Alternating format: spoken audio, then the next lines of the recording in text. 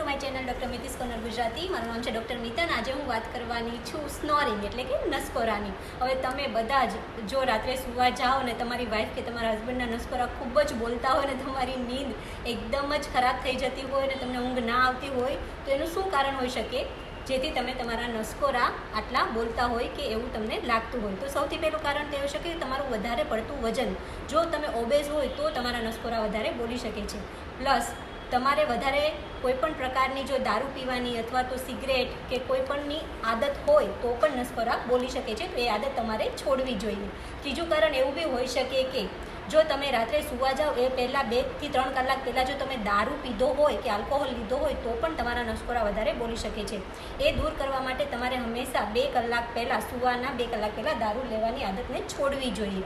Plus તમારે side પર સૂવું જોઈએ, પીઠ પર ના સૂવું જોઈએ, જેથી તમારા નસકોરા ઓછા બોલે।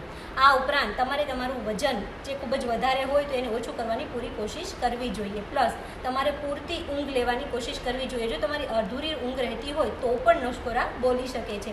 આ ઉપરાંત એક કારણ એવું બી હોઈ શકે કે જો તમને વધારે નીચો બેડ એટલે કે તમારો માથા સાઈડનો જે ભાગ હોય વધારે પડતો નીચો હોય તો પણ નસકોરા બોલી શકે છે। તો જ્યારે પણ સૂવા જાઓ ત્યારે તમારો જે માથાનો ભાગ તરફથી તમારો બેડ હોય એને તમારે ઊંચો કરવાની કોશિશ કરવી જોઈએ, જેથી કરીને તમારા નસકોરા ના બોલે। આ ઉપરાંત અને છેલ્લા 2 કારણ એ હોઈ શકે કે જો તમને કોઈ વસ્તુની એલર્જી હોય તો પણ નસકોરા બોલતા હોઈ શકે છે। અને જો રાત્રે તમે કોઈ પણ સેડેટિવ લેતા હોય એટલે કે ઊંઘની ગોળીઓ જો તમને લેવાની આદત હોય તો પણ તમને નસકોરા બોલતા હોઈ શકે। જો આટલા કારણો હોય તો નસકોરા બોલતા હોઈ શકે અને એનું સોલ્યુશન આજે મેં તમને જણાવ્યું। જો તમારી આજુબાજુ પણ કોઈને આ રીતે તકલીફ હોય તો તમે એને આ વિડીયો શેર કરી શકો છો અને લાઇક અને સબસ્ક્રાઈબ પણ કરી શકો છો।